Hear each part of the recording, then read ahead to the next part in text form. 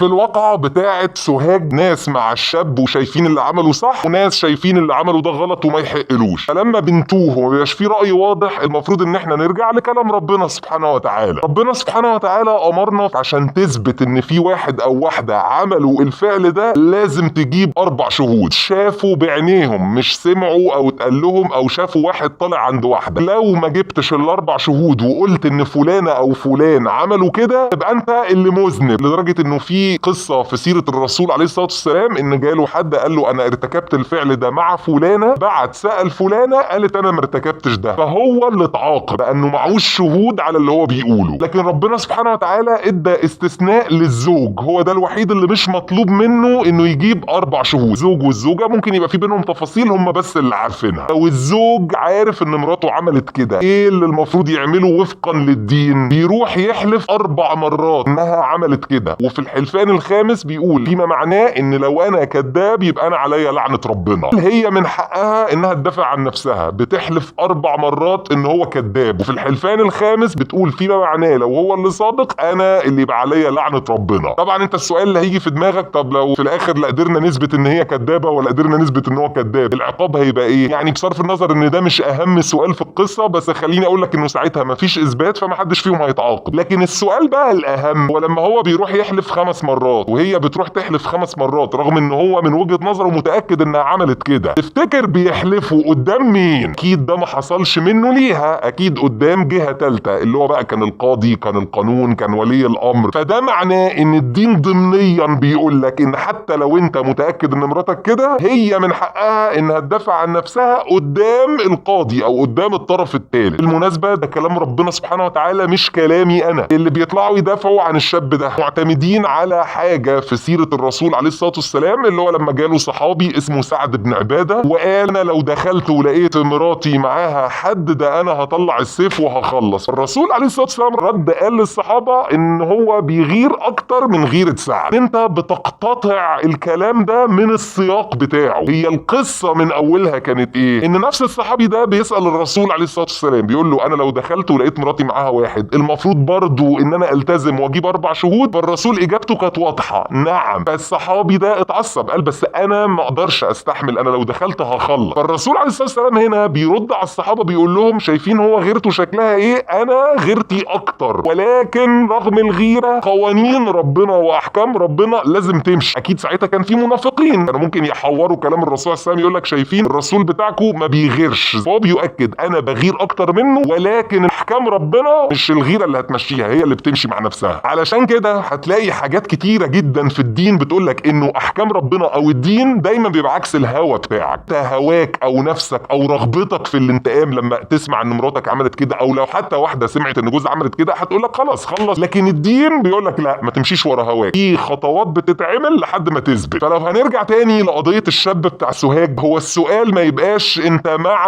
اللي عمله الشاب ولا انت ضد اللي عمله الشاب، لا، هو السؤال الصح انت مع ان الواحد يمشي ورا هواه ونفسه ورغبته في الانتقام حتى لو ده عكس كلام ربنا، ولا مع ان الواحد يمشي ورا كلام واحكام ربنا حتى لو هتبدو صعبة جدا وهتجاهد نفسك عشان تعملها؟ في الاخر انت حر تمشي كده او تمشي كده، مع ان من وجهة نظري المتواضعة اكيد انا هفضل امشي ورا كلام ربنا، هو اعلى واعلم مني ومن نفسي ومن هوايا ومن رغبتي في الانتقام بالكون ده بيمشي ازاي، فاكيد همشي ورا كلام ربنا.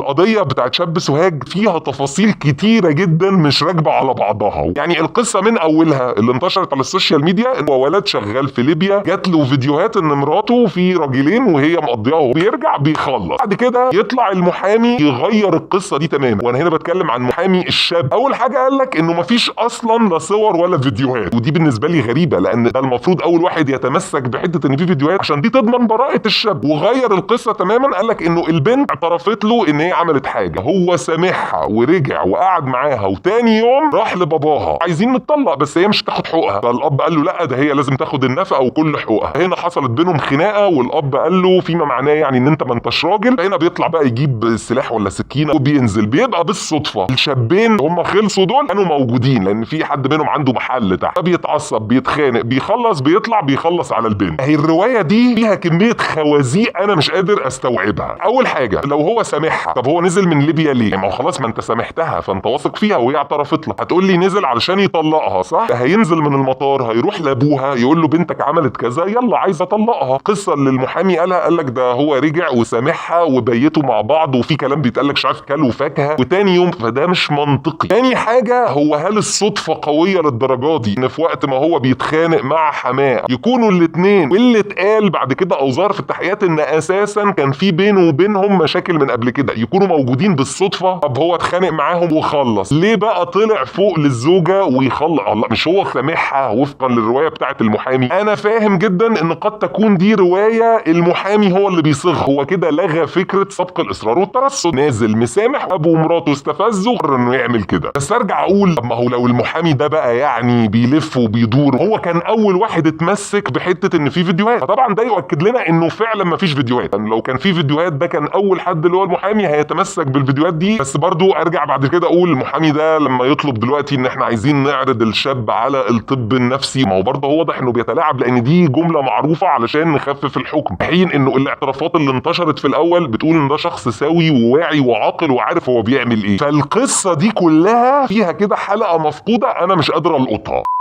المحامي بتاع الشاب برضو قال ان الزوجه اعترفت، الاعتراف ده مسجل، وحتى عشان كده اتقال دلوقتي انه هيتم بقى تفريغ الموبايلات وهيتفريغ الكاميرات يشوفوا كان في حد بيروح لها ولا لا، هيتم استخراج الجثمان بتاعها علشان تعرض على الطب الشرعي. غير كلامه وقال لك ده في صور اتبعتت له ولكن الصور دي AI. وبرضو بالنسبه لي غريبه، كان ممكن المحامي يقول هو افتكر ان الصور دي عاديه ويستنى بقى لما النيابه هي اللي تثبت ان هي AI، لكن هو من الاول قال الصور دي مش حقيقيه ومفبركه. كل الحاجات الكتيره دي توصلنا لحقيقه واحده، ان مفيش حقيقه مؤكده لحد دلوقتي، هم لسه بيدوروا يا ترى هي عملت كده ولا ما عملتش كده. هتقولي بس هي اعترفت، هل الاعتراف ده بقى احنا متاكدين ان هو 100% حقيقي؟ ما جايز هو كمان يطلع AI، جايز تطلع كانت بتعترف تغيظه، جايز في بينهم مشاكل وهي بتقول له كده، جايز يكون هو خلاها تعترف تحت ضغط معين لسبب معين في دماغه احنا برضو ما نعرفوش، ففي الاخر لسه الاعتراف ده شخصيا هيتفحص وهيبان. فالاكيد الاكيد الاكيد مش معاه دليل ان مراته عملت كده، كان معاه دليل كان الدليل ده طلع خلاص واتقفل، لكن لحد دلوقتي احنا لسه بنفحص. فهنا بقى ارجع لكلام ربنا سبحانه وتعالى، انك لما يبقى في حاجه كده لازم تجيب 4 شهود، ولو انت جوزها مش ملزم انك تجيب 4 شهود، بتروح لطرف ثالث يمثل النهارده في القاضي وتحلف انك عارف كده، وهي كمان يبقى من حقها انها تدافع، تحلف او تعترف تقول انا عملت كده. ليه انا برجع للحته الدينيه دي؟ لان طول ما هو مفيش حاجه مؤكده الاحتمالين قائمين، وارد تبقى هي ما عملتش حاجه، وارد برضو تبقى عملت حاجه، بس انا همشي في فرضيه ان هي ما عملتش حاجه، هي كده خلاص خلصت وراحت في طيس هي والاثنين التانيين دول. فده كله يوصلنا للسؤال اللي بقاله يومين على السوشيال ميديا، زوج ده من حقه يعمل كده زي ما هو عمل ولا مش من حقه؟ الاجابه دلوقتي واضحه انه اكيد مش من حقه. اولا لان هو معوش دليل قاطع انها عملت كده، هو لو كان معاه دليل كان الدليل ده طلع وما كانتش كل التحريات والتحقيقات دي تفضل شغاله. حتى لو معاه دليل الدين بيقول لك انك بترجع للقاضي او بترجع لطرف ثالث، وهي من حقها انها تدافع وانت تحلف وهي تحلف، ونشوف مين فيكم اللي صادق ومين فيكم اللي كذاب. تاني ان ده مش رأي، ده كلام الدين وكلام ربنا سبحانه وتعالى، فلو الرأي ده مش على هواك او مش عاجبك روح بقى اعترض عند ربنا سبحانه وتعالى.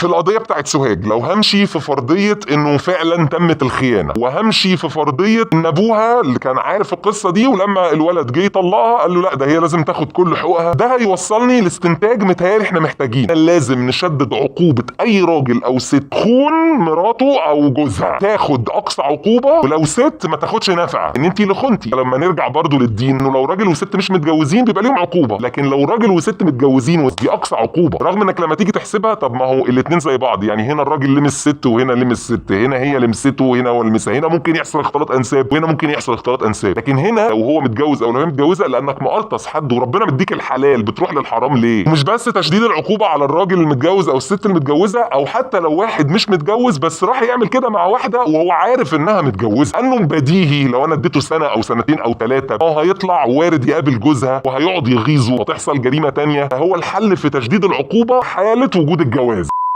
اكيد مش هدفي النهارده من الفيديو ده ان انا اقلل من الموضوع بتاع الزنا، ومقدر جدا لقى مراته او لو لقت جوزها بيعملوا حاجه او لو عرف حتى او سمع بجد اعصابه بتفلت. ما اقدرش ان انا ادي الحق لحد ان هو يخلص على حد، لان ببساطه ده مش من الدين. اكيد انت عندك نخوه، بس كلام ربنا بيقولك انك لازم تسيطر على ده. فلو حصل تعارض، يعني ربنا سبحانه وتعالى بيأمرك بحاجه، نفسك او رغبتك في الانتقام بتأمرك بحاجه، انت حر في الاخر. اختار تمشي ورا كلام ربنا، اختار تمشي ورا رغبه الانتقام، انت حر. بس ارجوك بعد ما تعمل اختيارك ما تحاولش بقى تلبس الحق بالباطل، اللي هو تقول اللي انا عملته وان انا مشيت ورا رغبه الانتقام ده كلام ربنا، لان ده في الدين وفي الايات ده مش كلام ربنا. انت كده بتشوه وبتبوظ شكل الدين. خلاص استاذنكم بقى اللايك والشير والكومنت والسبسكرايب، تفعل الجرس لو انت اول مره تشوفنا، لو انت من العتاوله اللي عارفيننا من قبل كده. اللينكات بتاعتنا بتاعت السوشيال ميديا بسيبها لكم تحت، لينك قناه موفي نايت في حلقه جديده نزلت النهارده هسيب لكم اللينك بتاعها تحت برضه. ولو الفيديو عجبك ابعت انشر كلم درمغ، ما عجبكش قول لي اللي مش عاجبك نحاول نظبطه. وبنختم بالكلمه بتاعتنا غورو.